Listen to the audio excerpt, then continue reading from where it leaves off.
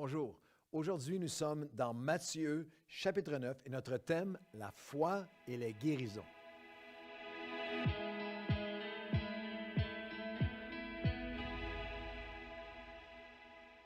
Bon matin à tous, bienvenue à votre café matinal. Quelle joie d'être avec vous et que vous soyez là pour vivre avec nous cette aventure alors que nous traversons d'ici la fin de cette année. Nous allons traverser les 4 évangiles et à chaque chapitre, on s'arrête pour un café matinal par chapitre. Alors, une pensée, un principe, une promesse, une pratique et une prière dans chacun des chapitres. Si nous sommes aujourd'hui dans Matthieu, chapitre 9, si vous avez manqué les précédents, Matthieu 1 à 8 sont déjà là pour vous. Et aujourd'hui, nous parlons de foi et de guérison, si vous désirez approfondir ce sujet de la foi tellement important. Je vous encourage, je vous offre la possibilité que vous puissiez aller chercher ce livre que j'ai écrit il y a quelques années, « Augmente notre foi ». C'était la prière des disciples et c'est la nôtre. C'est très simple. Vous pouvez le commander sur Amazon, Claude Hood sur Amazon ou sur le site, mon site Internet, notre site claudehood.com/livre pour « Augmente notre foi ». C'est un livre que Dieu a béni. J'avais écrit ce livre pendant 40 jours de jeûne et de prière. Et j'ai vu Dieu donner une faveur à ce livre alors que l'organisation Billy Graham l'a distribué à des centaines de pasteurs d'ouvriers. World Challenge aussi avec David Wilkerson et aussi l'organisation Vision Mondiale qui l'a distribué. Il y a plusieurs maintenant dizaines de milliers de copies de ce livre partout en circulation. Dans la francophonie, c'était même traduit en anglais. Alors si vous voulez, si le sujet d'aujourd'hui vous interpelle, la foi et les guérisons, je vous le recommande que ça puisse nourrir votre foi. Matthieu 9 est en fait un chapitre de foi et de guérison. La foi est tout au long du chapitre, dès le verset 2, Jésus voyant leur foi. On continue dans le verset 22 du même chapitre, « Ta foi t'a guéri ».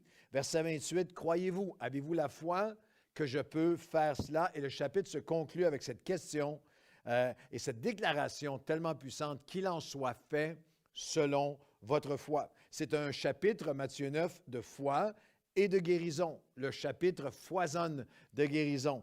On commence avec la guérison du paralytique et par la suite, il y a une guérison. Le paralytique, c'est une guérison physique. Mais par la suite, il y a une guérison morale, humaine, de conscience, une guérison de péché, une guérison spirituelle parce qu'on a la guérison d'un terrible pécheur, un publicain, un collecteur d'impôts, Matthieu, un voleur, un fraudeur, un abuseur du peuple qui va devenir un apôtre. Et tout de suite après la guérison, il y a une succession de guérisons, toujours dans le même chapitre. La femme avec l'issue de sang, la fille de Jairus, c'est une résurrection. Versets 27 à 33, guérison d'aveugles, de muets, de démonisés.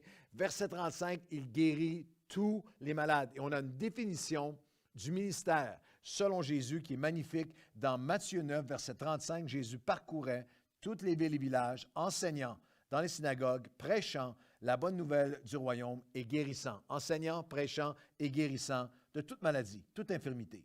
Voyant la foule, il fut ému de compassion pour elle parce qu'elle était languissante et abattue, comme des brebis qui n'ont pas de berger. Alors il dit à ses disciples, la moisson, elle est grande, mais il y a peu d'ouvriers. Priez donc le maître de la moisson d'envoyer des ouvriers dans sa moisson. Puis, ayant appelé les 12, il leur donna le pouvoir pour aller guérir. Alors vous avez le ministère selon Jésus, c'est enseigner, c'est prêcher, c'est guérir, c'est voir, avoir les yeux continuellement sur les besoins de la foule, être ému de compassion pour elle, prier et veiller et aussi appeler. C'est ce que je fais aujourd'hui. Appeler des hommes et des femmes à comprendre notre mission de devenir. L'Église est une maison de guérison et chaque croyant appelé à manifester, à marcher dans la guérison que Dieu offre. Alors, il y a quelques principes magnifiques dans ce texte de Matthieu 9 sur la foi et les guérisons. Et la première, c'est que la foi nous donne accès à un pouvoir, à une puissance.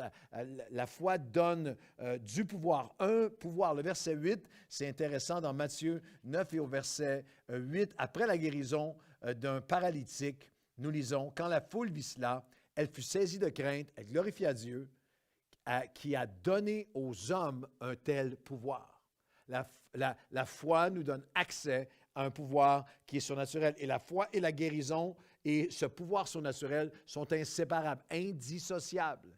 Il y a tellement de gens aujourd'hui autour de nous qui ont besoin de guérison, guérison physique, mentale, émotionnelle, psychologique, spirituelle, que tellement de gens qui ont besoin, que nous avons besoin comme croyants de réaliser à quel point je dois continuer à construire ma foi, à comprendre la foi, à construire ma foi, continuer à chercher, à croître, à grandir, à augmenter dans ma foi, parce que c'est pas la foi et la guérison sont intimement reliés. La foi est un petit mot, mais avec des implications immenses. La foi nous donne un pouvoir dans le domaine spirituel.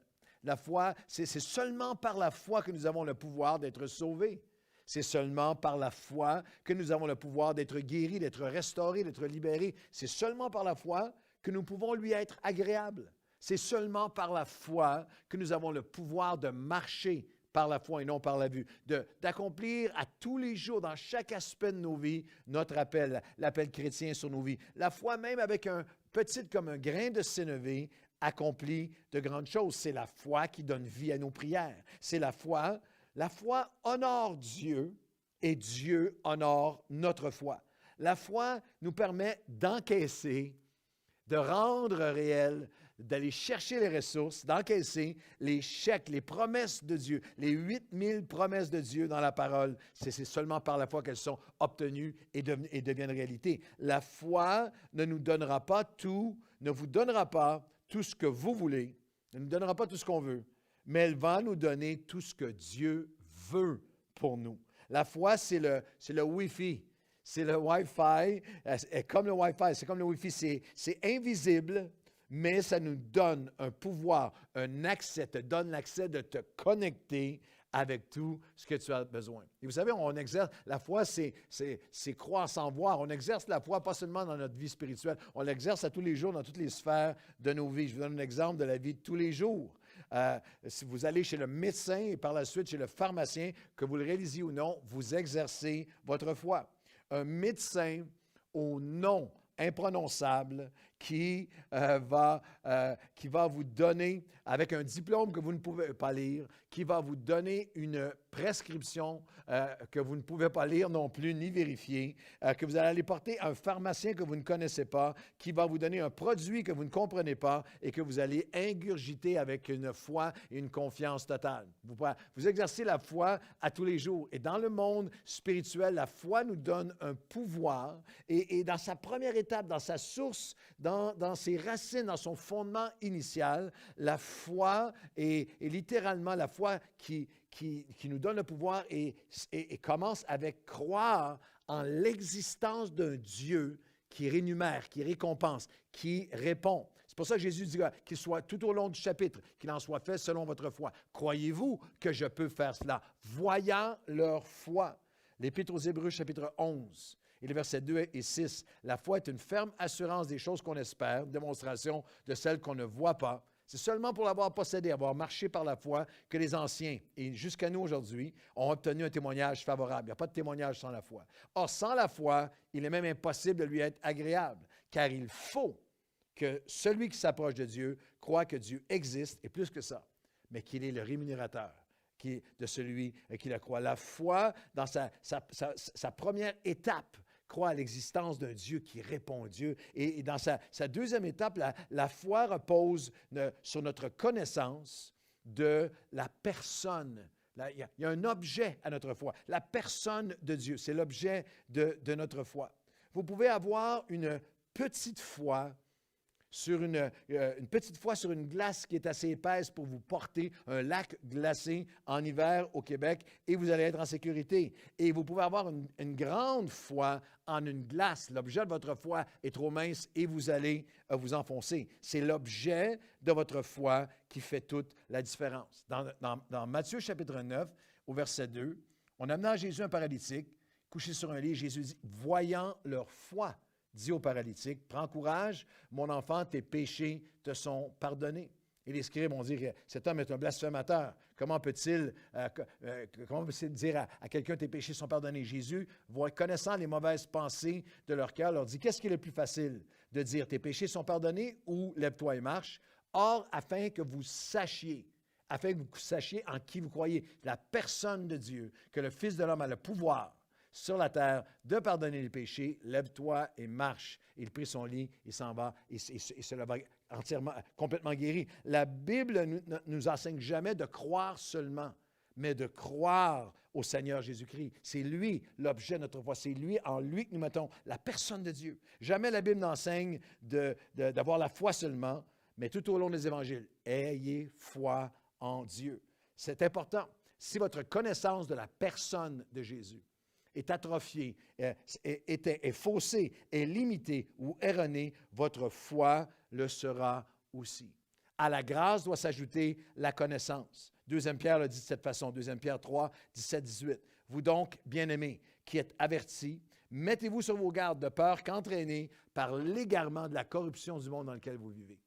Et là, il y a une expression importante, que vous ne en veniez à déchoir de votre fermeté ou à diminuer dans votre foi, à faiblir dans votre assurance, à perdre du terrain dans votre confiance en Dieu, à ne plus être ferme dans votre connaissance de qui est la personne de Dieu. C'est pourquoi vous devez croître en ajoutant à la grâce la connaissance de la personne de notre Seigneur et Sauveur Jésus-Christ. 2 Pierre 3, 17 et 18. La foi, c'est une personne. La foi va être, c'est la dernière passée dans Matthieu chapitre 9, la foi nous donne pouvoir surnaturellement.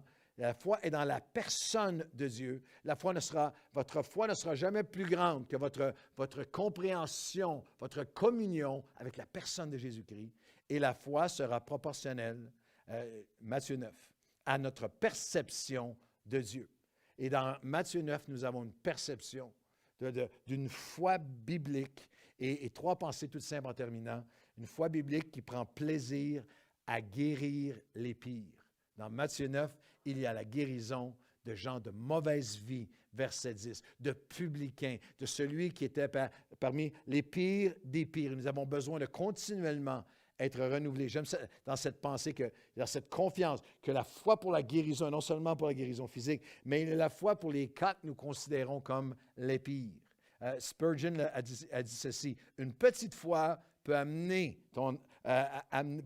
ton âme au ciel, mais une grande foi va amener le ciel à toi et au pire autour de toi. » Alors, il y a notre perception de Dieu. Notre foi va être proportionnelle à une perception de Dieu qui prend plaisir à guérir les pires. Au fait que la foi n'est pas une perpétuation du passé. Vers la fin, au plein cœur de Matthieu chapitre 9, il y a Jésus qui dit, on ne met pas une pièce de drap neuf sur un vieil habit. On ne met pas du nouveau vin dans des vieilles outres. Notre foi doit être renouvelée. Notre foi ne peut pas reposer sur hier, ne peut pas être religieuse sur des exploits passés. Notre foi qui va être renouvelée doit changer même notre perspective. Il y a la guérison de la femme avec l'issue de sang. Il y a Jésus qui arrive dans Matthieu 9, dans la maison de Jairus. Et quel passage extraordinaire, alors qu'il, tout de suite après avoir dit à la femme avec l'issue de sang, ta foi t'a guéri, il entre dans la maison et les joueurs de flûte sont là, la foule est bruyante, la dépouille est là, le cadavre est là, et Jésus dit, retirez-vous, verset 24 de Matthieu 9. La jeune fille n'est pas morte, mais elle dort, et il se moquait de lui. La foi nous permet de voir, d'avoir une perspective différente, que la situation n'est pas morte, ton mariage n'est pas mort. Cette église n'est pas morte, ton ministère n'est pas mort, ton appel n'est pas mort. Avec cette pandémie, ton futur, ton avenir n'est pas mort. Par la foi, croyez-vous que je puisse faire cela? Avez-vous la foi? Alors, on va prier ensemble aujourd'hui, comme les disciples ont prié. Seigneur, augmente notre foi qui nous donne pouvoir. Pouvoir, Seigneur, de renverser, pouvoir de guérir, pouvoir d'être renouvelé. Aujourd'hui, nous te disons, Seigneur, permets-nous d'être saisis avec cette pensée que c'est dans ta personne que notre foi doit reposer et nous devons ajouter à la grâce de t'avoir connu comme Sauveur la connaissance afin que nous soyons affermis, fortifiés, renouvelés. Ce n'est pas une foi qui peut dater d'hier, qui peut se reposer sur des exploits ou exaucements d'hier. C'est une foi aujourd'hui. Alors, Seigneur, viens nous renouveler. Nous entendons ta voix qui dit qu'il en soit fait selon votre foi. Et je prie pour la guérison la guérison de plusieurs, même au son de ma voix, qui sont en ce moment, on sommes branchés ensemble, non seulement ensemble, mais avec toi, viens guérir aujourd'hui.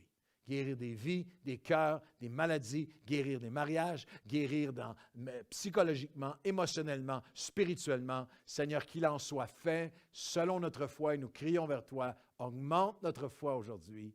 Au nom de Jésus, amen et amen. Qu'il en soit fait selon votre foi. Bonne journée.